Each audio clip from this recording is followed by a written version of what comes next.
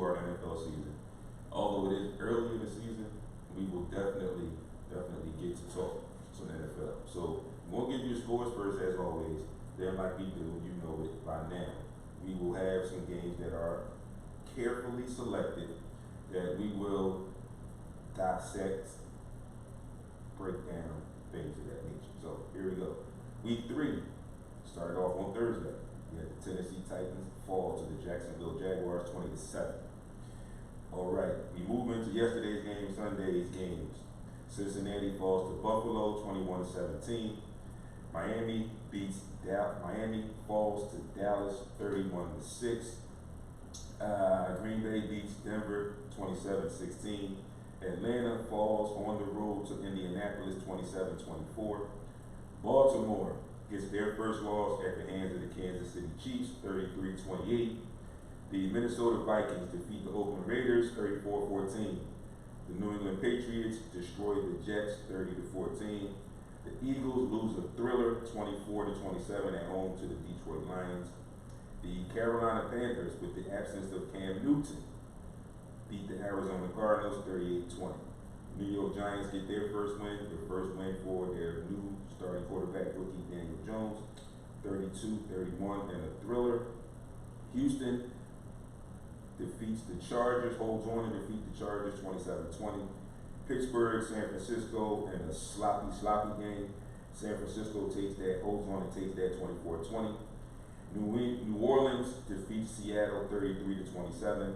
And Sunday night's game, closing out Sunday, the LA Rams go into Cleveland and take that game 20-13. Closing out week 3 will be tonight, Chicago at Washington, 8:15 p.m. Now, some of these games that I want to break down, and I'm going to talk about some of them soon, because I'm going to save the Eagles game for last, because there are some specific points that I pointed out for the Eagles game. And shout out to everybody who was tuned in. I can't see who it is right now, but shout out nonetheless. I appreciate you tuning in as always. Like I said, I will get to the Eagles game last because I have some very specific points that I have to get across with that game. I have to discuss about that game. So I will definitely get into that very, very shortly. Now, what's going on is I want to talk a little bit about first and foremost, let's take the Giants and Tampa Bay game. So as we know, the Giants have started Daniel Jones, the rookie. They replaced Eli on the bench. I've got some other issues on how I feel about that, the way they handled that situation, but that's neither here nor there. So they eke out a win yesterday under Daniel Jones. So I think the tables have turned. I think they will now be looking at riding with him or slowly keeping him in. I mean, he won his first game, so obviously I'm guessing that he'll be the starter next week for that game to try and continue this momentum. But what hurts though what hurts the Giants in that game is the fact that they lost Saquon Barkley, who is a very huge portion of that offense. So you got this one win, you struggled a little bit, you eked it out. Like I said, it was a 1-point win. Nonetheless, it was a win. But now you lose your star player on offense. And you're proceeding on with a rookie quarterback who just came off his first start. So it will be interesting to see how the rest of the season plays out, because we know those high ankle sprains are those funny injuries. And it's probably going to be most of the season. Like I said, it's early. It's only just completed week 3 of the NFL season. We all know 17 weeks in the season. And we know now with that high ankle sprain, he will miss most of the season. So it's going to be a struggle for the New York Giants a little bit more now with a rookie quarterback and losing Saquon Barkley. So we'll see how that plays out, and hopefully, Daniel Jones can get it together. And I don't know what else they have on offense. I'm pretty sure it's not much, but they're going to have to get creative and try and make some things happen. But like I said, it's going to be tough for the Giants. And this goes out to Frank, one of my partners, Frank. Remember I told you way back when it comes time to re-sign Saquon, they're going to have to pull out all the stops. Not so much saying I told you so, because I really didn't say it. I told you it's probably going to happen anyway. But we see now with this injury, and like I said, he was the focal point of their offense, a huge part of their offense, and now it's gone. And it's a high ankle sprain. Not a good look for the position that he plays to have a high ankle sprain. So we'll see what happens with him coming back when he does return. We'll see what happens again down the line when it comes time to re-sign him. And like I said to Frank, if things don't improve, if front office and management doesn't appear to be moving in the right direction, it's going to be tough to re-sign this kid, like I said. And with this injury now, this early in the season, it's especially that injury is going to make it that much harder to re-sign him if they don't improve gradually along the way. So yeah, that's that for that game. I want to talk about the Pittsburgh Steelers San Francisco game. San Francisco got the win. San Francisco is now 3-0. And I wanted to point out with my partners, Baldy pointed out that Frank, you and him, Baldy and Frank both picked, he said that you guys picked a loss in this game. I think I picked you guys to win. I don't remember. I have to look at my stats and see, look at my notes and see. But I think I picked you guys to win this game. But you won. You are 3-0 right now, and I give you that.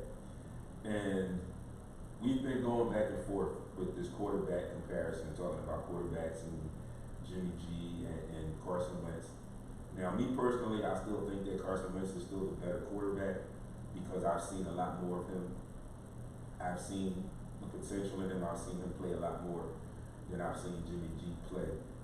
And like I said, the Super Bowl year, if he doesn't get hurt, and I'm speaking of Carson Wentz, if he doesn't get hurt in that Rams game, he's a runaway with the MVP of the league.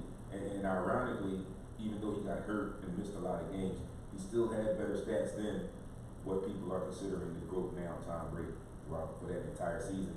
And Tom Brady played, I think, 6 or 7 more games than Carson Wentz did, and he still had better stats. So that shows me that the kid has what we like to say it. I just think that some of the play calling needs to be switched up, and I'll definitely get into that when we talk about the Eagles game, the Eagles-Lions game in a short minute. But getting back to this San Francisco-Pittsburgh game, you really didn't know what to expect from Pittsburgh, starting a rookie quarterback or their backup quarterback, Mason Rudolph. You really didn't know what to expect from him. You figured it would be a struggle for him getting the ball to Juju.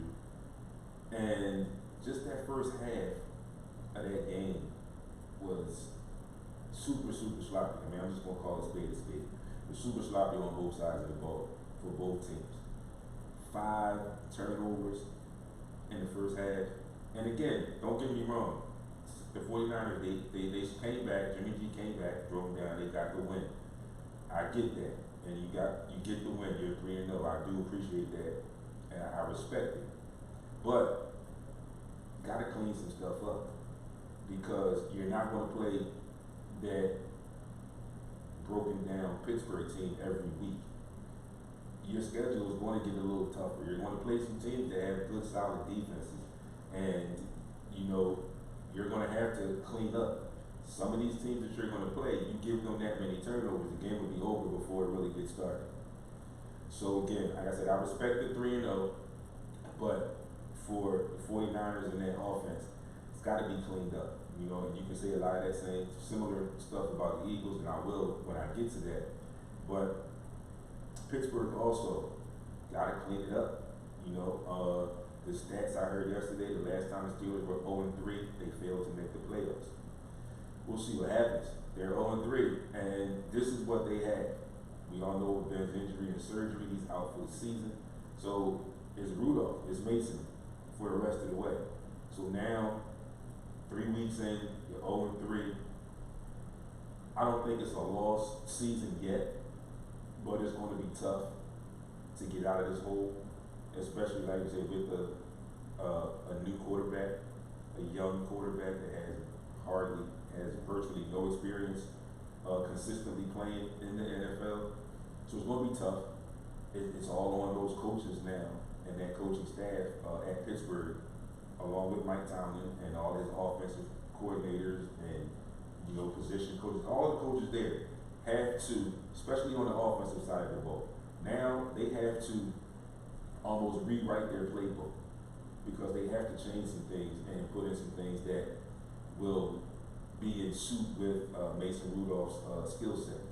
You planned in the beginning, you planned for Big Ben, but Big Ben is no longer there. So you have to move on, and Mason Randolph is your guy now. So you have to adjust. Like we always talk about on the show, we always talk about people adjusting, coaches adjusting either during game, after game, from week to week. Here it is now. You sit at 0-3. It's not the end of the season. It's still a long season.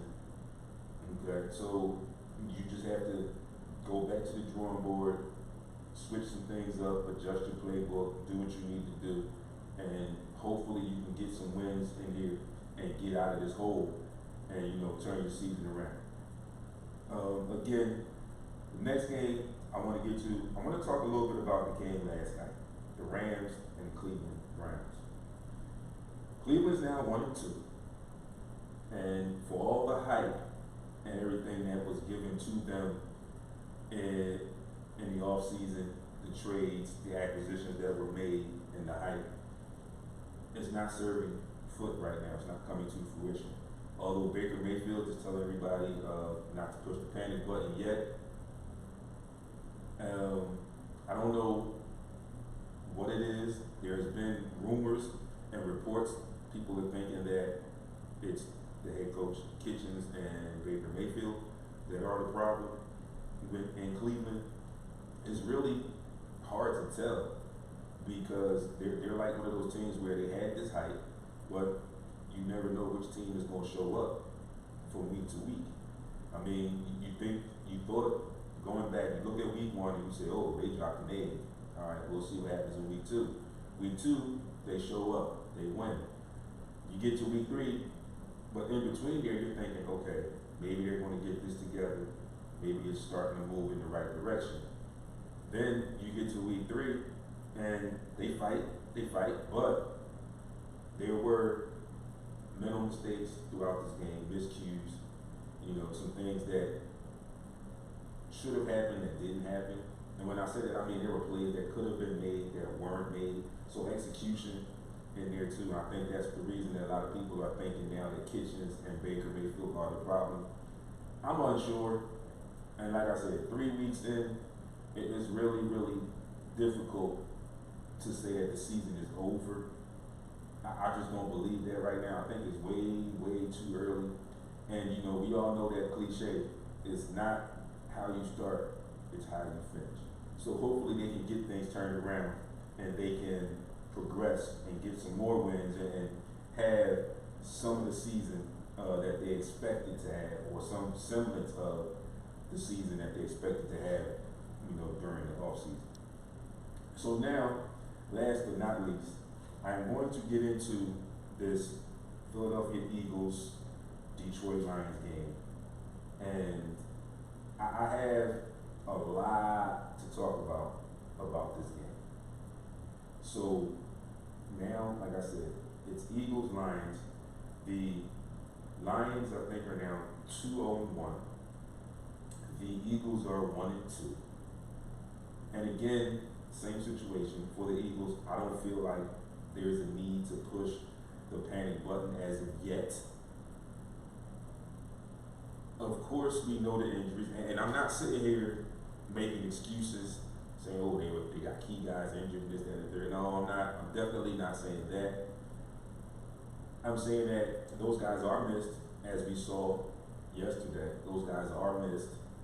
But these other guys, that backups, Arcega-Whiteside, Matt Collins, Nelson Aguilar, you're paid to catch the ball. You are the next in line. You made this team for a reason, and you have to step up. Now, a lot of people will somewhat look at Carson Wentz as far as what happened yesterday and in that game, but I can't give it to Carson Wentz. I think guys have to execute. You know, I mean, I understand with the injuries, you took a day off of practice, but you guys have been practicing for 2 weeks. You got 2 games under your belt. You know, it's your number. When your number is called, you have to step up. And you just got to catch the ball. A lot of those passes that Carson Wentz threw were like right on the money. The touchdown that Dallas got it. Dallas, you got to catch that. That's a touchdown. You have to catch that. That last one to Mac Hollins, although there are mixed opinions about it, some people are saying if he had threw it a little bit further, then maybe he could have. People are saying in that game with Mac Hollins, that catch, that throw at the end of the game, if maybe he had Carson had thrown it a little bit further, made him run up under it, he might have still caught it. But when you look at that replay again, the ball touched his hand. He had to turn around. He had to make a play on the ball, which is part of his job as a receiver. You know, I understand it might have been a little bit underthrown. Carson might have been under a little bit of duress. So it might have been a little underthrown. I give you that. But still, you're the wide receiver. You turn around, you made the right adjustment. You reached for the ball, you made a play on the ball. At that point, when the ball hits your hands, you have to catch the ball. So, again, we're talking Eagles, and this episode, this is going to be on the podcast later today as well. So, you have to catch the ball. And again, like I mentioned in the other game, the execution. You got to catch the ball. You know, the ball's being thrown your way, you got to catch the ball. There were some questionable calls, I agree. The couple of offensive pass interferences on Mac Hollins, those were extremely questionable. I initially thought the one on Darren Sproles late in the game was a little questionable, but after watching the replay, I saw that, you kind of had to call that one. But being as though I'm talking about calls and what I thought should have been called and what not called, and matter of fact, I'm going to save this for last, because it's a little rant with this. So, you look at the stats for Carson Wentz, and like I said, I can't give this to Carson Wentz. A lot of people are probably going to put some of it on him, saying that maybe some of the passes were a little off or whatever. He was under duress a lot of those passes. And again, ball hits you in the hand, hits you in the breadbasket, guys, you got to catch the ball. The couple of fumbles, Miles, you're young, but you're a running back. You got to hold on to the ball. Nelson Aguilar, you catch the ball, you tuck it away. The guys there, you don't have to do extra. Make the catch first. Tuck it away. If you got to go down right there, they will accept that. But you have to make the catch. You can't just catch it, turn, and have somebody knock it out of your hands and just drop it that easily and turns into a fumble and a turnover. So execution has to be tightened up, and guys just have to step up and make the plays that they're paid to make. So again, let me just give you real quick the stats on Carson Wentz. Not a bad day, okay? He was 19 to 36, 259 yards, 2 TDs, no interceptions, 25 fantasy points. So not a bad day for him, and a loss nonetheless. But again, like I said, in his defense, guys have to step up and make plays. There were way too many drop passes yesterday for the Philadelphia Eagles. So, again, I started out by saying that D-Jacks and Alshon were sorely missed, hugely missed yesterday. And like I said again, and I reiterate, I'm not making it an excuse. I'm just saying that you saw the way this game played out, that these guys were missed. There were a couple catches or missed catches that were thrown to Mac Hollins and to Arcega-Whiteside. If you had D-Jacks and Deshaun Jackson in there, they would have been completions. We know this. But nonetheless, it is what it is. And people, you have to have a little bit of faith and have a little bit of forgiveness, if you will, that these key injuries are happening now, early in the season. So I'm not writing them off yet. Like people are saying, oh, it's going to be tough and it looks bad, and it does. I admit it does look bad, but I'm not writing them off yet because these guys will come back at some point. Honestly, in my opinion, I think with the Eagles having a short week and playing the Green Bay Packers, one, if not both of these guys will play on Thursday. I'm calling it, I'm putting it out there right now, 11:44 a.m., Monday, September the 23rd, Heat 100 Radio, SportsRap radio show. I'm putting it out there. One or both of these guys will play on Thursday. You heard it from me, and it's going to happen. It has to happen because you have to turn this thing around. The other thing is the fact that both of these games, the last two games, they had opportunities to come back. So again, I can't fault Carson on this. I mean, the one play where it was fourth late in the game, when he tried to run for it, he got, couldn't cover, couldn't get to anybody, nobody was open for him to pass the ball to, so he tried to run for it, came up short on a great tackle by Eagles, Lions defender.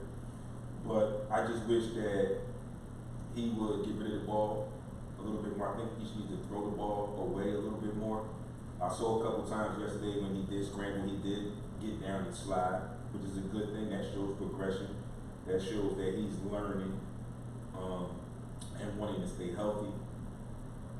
But I think that he needs to understand, and I think these last 2 weeks may help him understand that there are moments when you're going to have to throw the ball away and just eat that, as opposed to trying to make a play and getting sacked, or forcing a play and almost having a turnover or having a turnover.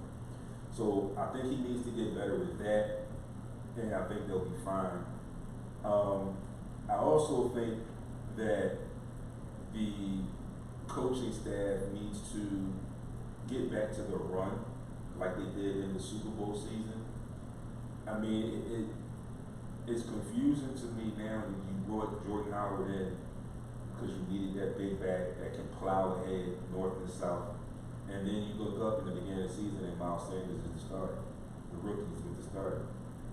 And in all actuality, I think you drafted Miles to replace Darren Sproles because they're the same type of back. It's the same thing that you had. And although people are going to say, oh, well, they got Corey Clement. Well, Corey Clement's hurt right now. So you have a replacement. And what I think needs to be done is I think there needs to be a little bit more play for Darren Sproles. And he can come along and coach Miles Sanders up. But the Eagles are now, with these two guys injured, and like I said, we don't know exactly, but I'm calling it one, if not both of them are going to play on Thursday. You have to run the ball more. You had success against Atlanta. You had success against Detroit when Jordan Howard was in the game. You traded for the kid, 1,000-yard rusher. You got to give him the ball. You got to let him run the ball. And I do understand that today's league is now turned into a passing league. They want to score points, whatever. But you've got to be able to run the ball. You've got to be able to sustain drives. And for all intent purposes, these two losses, the two losses in a row for the Eagles, I'm not mad at the Atlanta loss. I just think Atlanta was due last week. The last 3 times that they played, the Eagles outlasted them, and it was very, very similar situations. 4th and whatever to win the game or to end the game. This year, the Falcons were at home. I think they were overdue, but they were due. And they held on and won. Although, again, we can go back and analyze that last play to Julio Jones, and we can see there was a block in the back that wasn't called.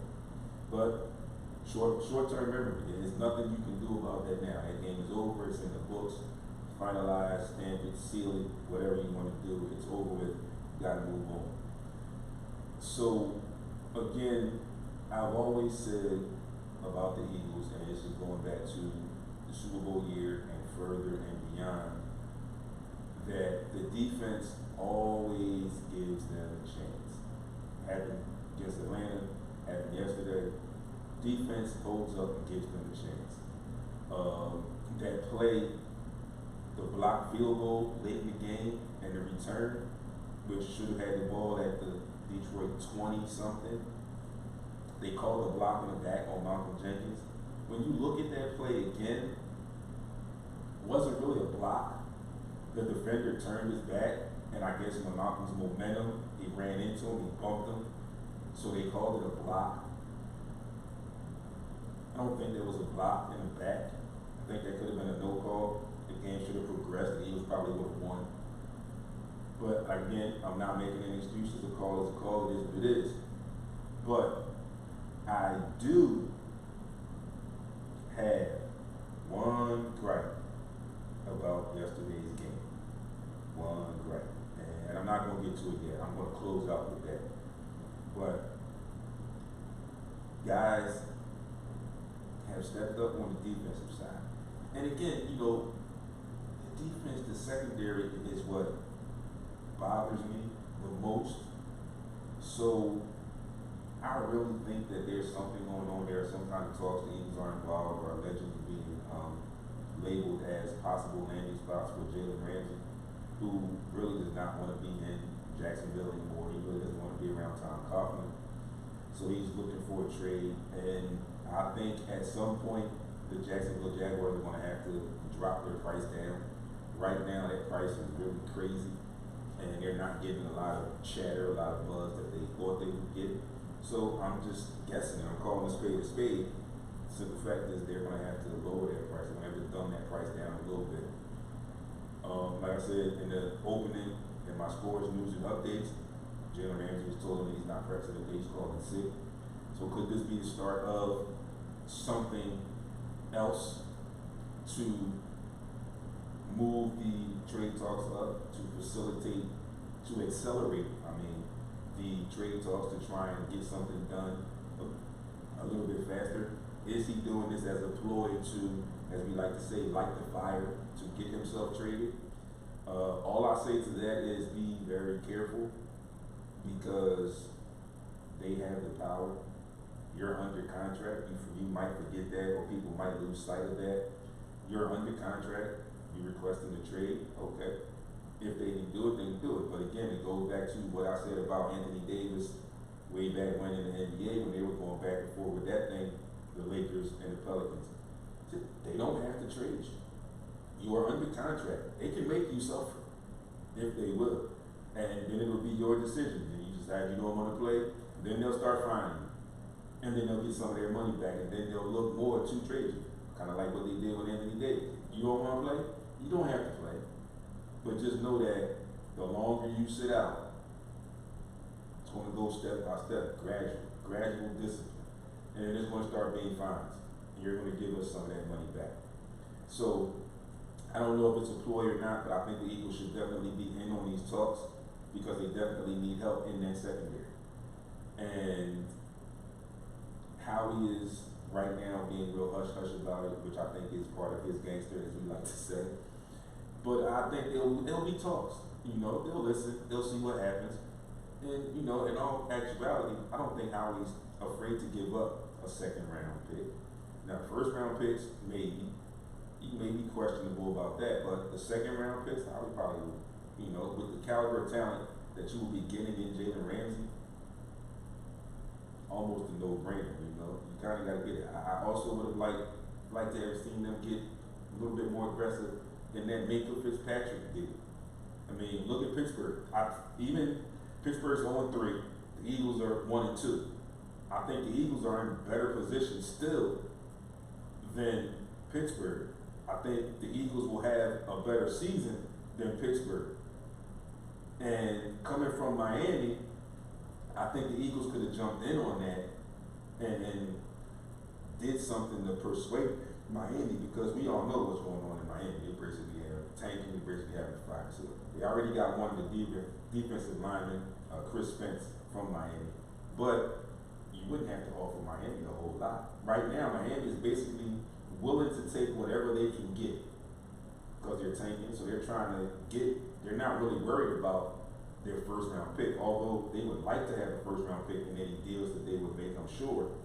But that's not really a big concern for them, because because they know what they are. 0-3. You've seen the point margins, the point spreads, the point margins that they've been defeated by. So we know you can get some people from them for some reasonable prices. So I think the Eagles should have been in on that Minkah Fitzpatrick trade. Now, lastly, before I get into my silver lining, and I think there is a silver lining in this Eagles season so far. But before I get into that, as I talked about the calls, some of the calls that I thought might have been questionable, there was one particular call that I know should have been called, that wasn't called. And at this point, even at that moment,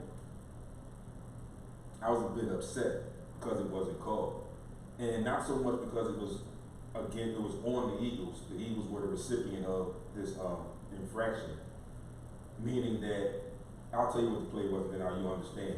On a kickoff or punt return, Chris Sanders' helmet was twisted completely around, front to back, and pulled off. Nothing was called. No unnecessary roughness, no personal foul, nothing. And like I said, at that point, when we went through all these safety issues that we talked about with the Antonio Brown thing with the helmet and how the NFL is trying to make things safer, make the game safer, you don't call that. Like I said, at that point, and for me, it didn't matter which team it was. Even if the Eagles had done it, if it had been the opposite, I still would have been upset because it was not called. Because you can seriously injure a player in that instance. And like I said, if you go back and you Google and you find that play, the entire helmet was twisted from front to back. I mean, you saw the wings on the Eagles helmet facing the opposite direction. And fortunately, Miles Sanders wasn't injured. And I also am a little bit upset that Doug didn't get on the officials about that a little bit more. You know, I think if I had been the coach, I think I would have been on the officials, regardless of what was going on in the next few plays. I would have had my offensive coordinator, you got this series, because I need to go talk to this dude and find out why this play wasn't called. And then after that, I'm getting on management to call the front office, call the NFL offices, and look at this play and find out why this play wasn't called. You know, they went through all of this last year with the Saints non-call on pass interference. That instance even went to Supreme Court. And I'm not saying that this particular play needs to go that far to Supreme Court, but what I'm saying is, with all the safety issues, with you trying to clean up the roughness of the game, that play, that call should have been made. You can't tell me nobody saw it. And in actuality, if you watch that play again, the guy that did it for the Detroit Lions got up and was looking around like he was looking for the flag. You know, he did that posturing like you do, you know, when you throw your hands up when you do something and you looking for the flag. He was looking for the flag, but there was none thrown. So that was my gripe, that was my soapbox. And again, I was thoroughly upset that that call was not made. And again, let me clear the air. It was just the safety issue of that call not being called. It doesn't matter that it was the Eagles player that had his helmet turned around. Like I mentioned, if it had been the Eagles twisting a Detroit Lions helmet around and it not being called, I would have been equally upset. You know, because it's a health issue, it's a serious injury issue, and that call should have been made. Either way, it should have been made. Shouldn't have been a missed call. Now, finally, to close out the Eagles talk today, I still think that there is a silver lining in this season. Again, it's only 3 weeks in, 2 losses. And I mean, we didn't say they were going to be 16-0. We didn't say they were going to be, we're not saying that they're going to be 1-15. We're not saying they're going to lose out. But again, when you have key performers out of your picture, offense or defense, it makes a difference. And again, not making excuses, all I'm pointing out to you is it makes a difference. It showed yesterday how much of a difference it makes. And Detroit came in, knowing the injuries, they came in with a superb game plan. They doubled Ertz almost everywhere he was at, they doubled. So basically they said, we know what Ertz is, we'll deal with Aguilar, but Ertz is not going to beat us. We know that that's Wentz's favorite target. He's pretty much the only guy he's got right now that he can really, really depend on as far as a receiver. He's not going to beat us. That combination of Wentz and Ertz is not going to beat us. Somebody else is going to have to step up and beat us. Unfortunately, it didn't happen, and the Eagles are now 1-2. But again, mark my words, one of those guys, D-Jax or Alshon Jeffrey, one of them, if not both of them, will be playing on Thursday because it's the Green Bay Packers. And you have to get a win. And I'm not saying it's a desperation win, you just have to get a win for morale. And again, you can't be overly disturbed with these last 2 wins because they were not like blowouts. They had chances down the stretch to win both of these games, Falcons game and the Detroit Lions game. Had chances to win, just didn't go their way. So again, guys have to step up, got to catch the ball. Silver lining, it's only 3 weeks into the season. D-Jax, Alshon Jeffrey will be back. Dallas Goedert will be better. One of these guys coming back will help because that will open up some things for Carson Wentz and Zach Ertz. You won't be able to double Ertz as much. So we'll see what happens on Thursday. That is your Eagles Talk, folks. It's your boy D. You are tuned in to SportsRap on Heat 100 Radio, Facebook Live. Leave me some comments. Let me know what you think. Let me know what you think about my banner. It's here. It'll be traveling with me when I'm out now, so you will see me and you will know that I am in the building. It's your boy, 12:04, 4 minutes past the noontime hour. Get your lunch, gather your things. I got some stuff coming up on the top, on the second half of the show. I'm going to recap my weekend for you, and I'm going to get into a little bit, tidbits of some things that you'll see. I posted it earlier. If you didn't see it, stay tuned. I'll be back on the other side.